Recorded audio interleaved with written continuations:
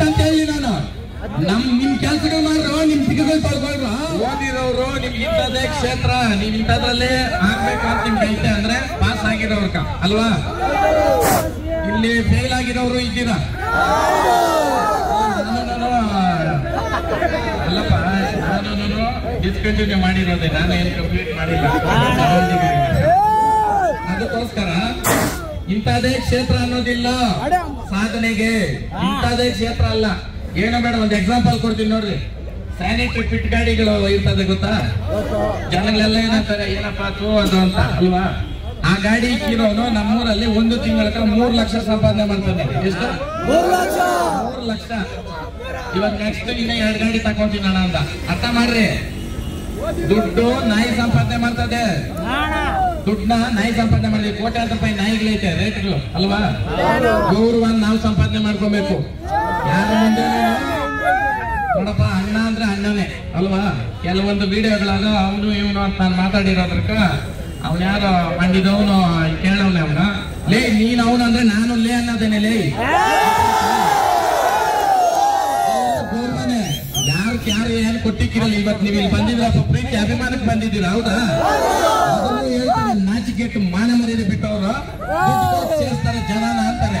ಇವ್ರು ಮಾಡೋರೇನ ಅಂತ ಕೆಲ್ಸಗಳು, ಮಾನ್ಗೆಟ್ ಕೆಲ್ಸಗಳು. ಅದನ್ನ ಬೇರೆಯವ್ರು ಕೇಳೋದು. ನೀವು ಕಮೆಂಟ್ಗಳ ಮುಖಾಂತರ ಉಗಿಬೇಕಂತ ನನ್ನ ಮಕ್ಕಳನ್ನ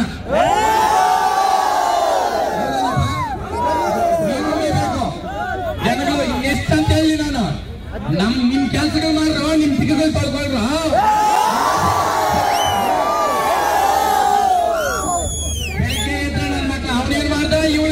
ಇದೆ ಇರೋ ಮಕ್ಕಳು ಏನಿಲ್ಲ ಜೀವನದಾಗ, ಹೌದಿಲ್ಲಪ್ಪ?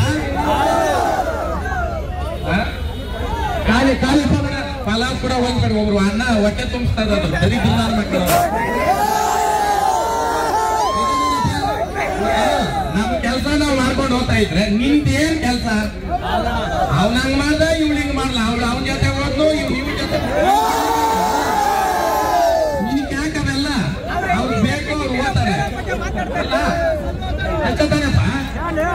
ಇವ್ರು ಏನ್ ಹೇಳ, ಇವ್ರ ಕೈಯಾಗ ಏನು ಮಾಡಕ್ ಆಗ್ತಿಲ್ಲ. ಏನು ಮಾಡಕ್ ಆಗ್ತಿದೆ ಇರೋರು. ಅವನ ಹಂಗೆ, ಇವಳ ಹಂಗೆ, ಇವನ ಹಂಗೆ, ಅವ್ರು ಹಿಂಗೆ. ಬೆಳಗ್ಗೆ ಇರ್ತದೆ ಅವನ ಯಾರ ಒಂದು ಯೂಟ್ಯೂಬ್ ಅದ, ಅವನೇ ನಂದು ಬಿಟ್ಟರೆ ಬೇರೆ ನ್ಯೂಸೇ ಇಲ್ಲ ಅಂತ. ಹಿಂಗಂತೆ ಹಿಂಗಂತೆ ಹಂಗಂತೆ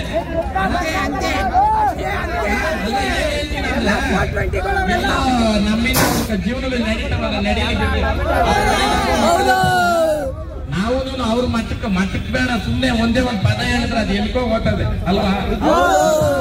ಯಾಕೆ ನಾನು ಸುಮ್ನೆ ಇದ್ದೀನಿ, ಯಾಕೆ ಸುಮ್ನೆ ಇದ್ದೀನಿ ಅಂದ್ರೆ ಆನೆ ನಡ್ಕೊಂಡು ಹೋಗ್ತಾ ಇರ್ತದೆ. ಕೆಲವು ಸೌಂಡ್ಗಳು ಬರ್ತಾ ಇರ್ತವೆ ಸೇರಿಗಳಿಂದ.